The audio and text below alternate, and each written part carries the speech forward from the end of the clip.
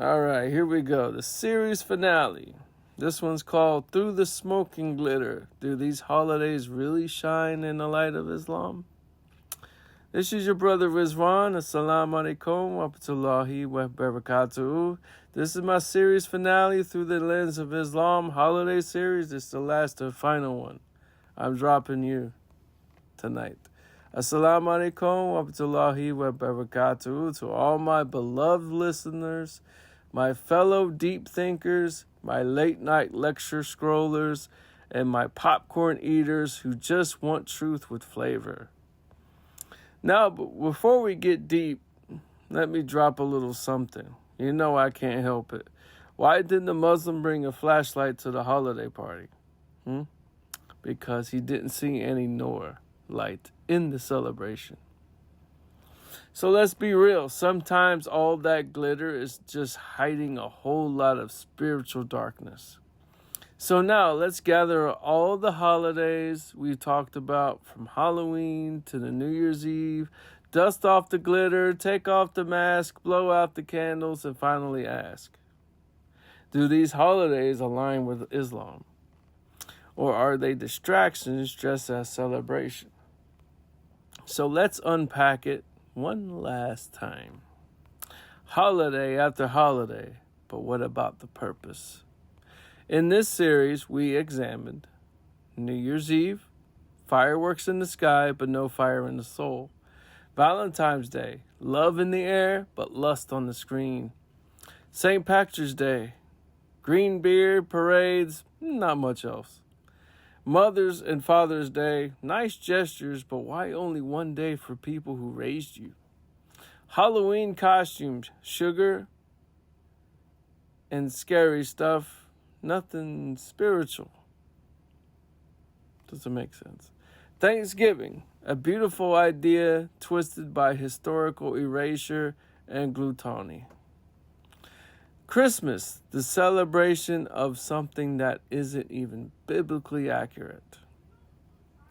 Veterans Day and Independence Day, national pride, but what about the universal truth? April Fool's, a day built on deception. Are you seeing the pattern? There's a lot of excitement, but very little eternal value. So what does Islam actually say about these celebrations? In Islam, we celebrate truth, gratitude, family, and most importantly, Allah. Our two Eids aren't just celebrations. They are acts of obedience, moments of remembrance, anchored in spiritual history, not the commercial hype.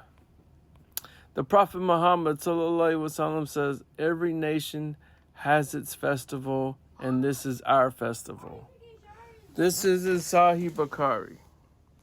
That's why we don't just borrow holidays from other traditions, not because we want to be harsh, but because we've been gifted something pure. And we protect that purity. So what about the good intentions in these holidays? Excellent question, many people say. But Brother Rizwan, we're not worshiping, we're just fun, family, and love. And to that I say, Islam isn't against fun. It's not against love, unity, or joy. It's just that in Islam, purpose always comes before party. Yeah. Intentions matter, yes, but actions matter too. If a holiday has pagan roots, Christian doctrines, false history, or un-Islamic behavior, we have to step back. Not because we're joyless, but because we know the true joy is found in the submission to Allah. To our non-Muslim listeners, you might be thinking, why are Muslims so serious about holidays?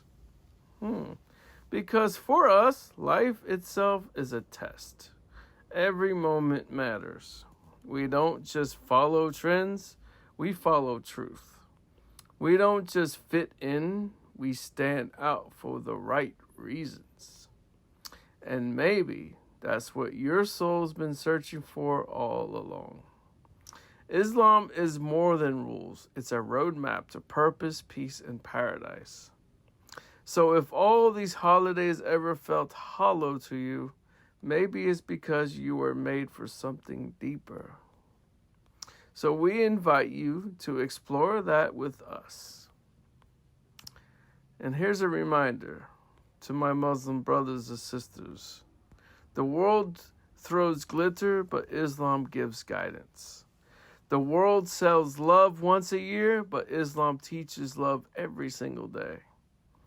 The world says, new year, new me. Islam says, every soul shall taste death. So prepare every day. You don't need a calendar to be kind. You don't need a costume to find your identity. You don't need a holiday to show your love. You just need sincerity, Allah, and a heart that listens to reminders.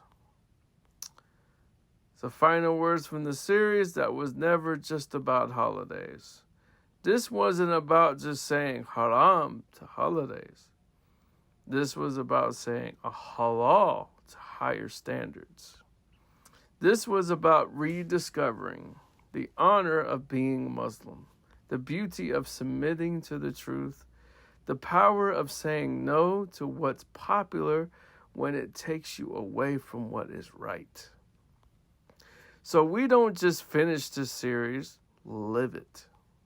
Start your own holiday the day you say, from this day on, I follow only what brings me closer to Allah, to our Creator. Now that's a celebration worth having every single day. Oh, and stay tuned for my next series. It's about the death part of Islam.